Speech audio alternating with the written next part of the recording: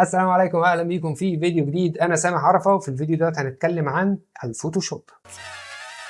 طالب برنامج الفوتوشوب الدرس الثالث عشر، أداة البين تول.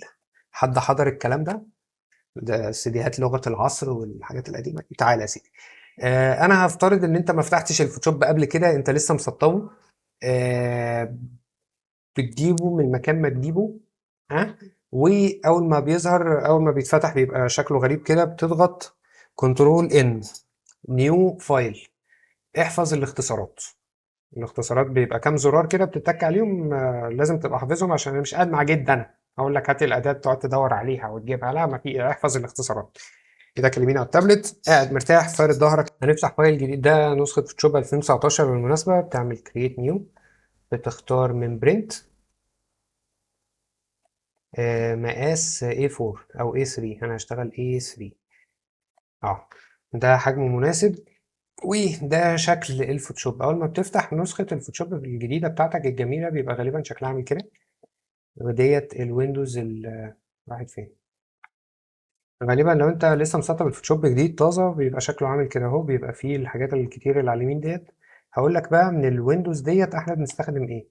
تعالى رتب معايا. انا همسك لايرز احطها هنا، وهيستوري اللي هي دي، وبراشز. بس دي الويندوز اللي انا بستخدمها. من كل الكراكيب الكتير دي انا مش عايز حاجه، فبمسكها هيلا بيلا كده واقفلها. همسك الكلام ده اروح يمين خالص لحد ما يبقى لونه ازرق كده واسيبه. اتاكد ان المساحه يعني ايه واسعه، بالذات لو انت ماسكين شغال على اللابتوب والشاشه صغيره، فيعني وسعها على نفسك كده، ربنا يوسعها عليك. خلي التولز ديت برضو مقفوله. بالمناسبه دي ويندو شبه الويندوز كلها، اللي فيها الادوات بتاعتك، شريط الادوات، صندوق الادوات، هتلاقيها موجودة هنا. التولز ديت لو انت احتجتها. طيب ده الفوتوشوب بتاعك. عايزك بقى تجيب الفرشة، اسمها برش. تفتكر اختصارها ايه؟ بي برش. حلو. بتجيب البرش، بتضغط على زرار البي وبترسم. هكتب مثلا رسم بالتابلت. بس ده المطلوب منك. عايزك بس تعمل الكلام ده على حاجة اسمها لاير جديدة، هنتكلم عن اللايرز قدام. هتكتب ايه؟ رسم. بس كده، مبروك عليك، انت رسام. هنسيف الفايل ده، هتضغط كنترول اس اللي هي سيف. هتسيفها مثلا على الديسكتوب باسم 001 او ايا كان. عندك اوبشنين تسيف بيهم من التايب بتاع الفايل. عندك اوبشن البي اس دي دوت، يعني فوتوشوب، نسخة فايل فوتوشوب. وعندك اوبشن جي بي جي القصيرة مش الطويلة. شايف جي بي جي الطويلة دي؟ لا، الصغيرة اللي قبلها. فانت عندك فوتوشوب وجي بي جي. جي بي جي يعني صورة عادية.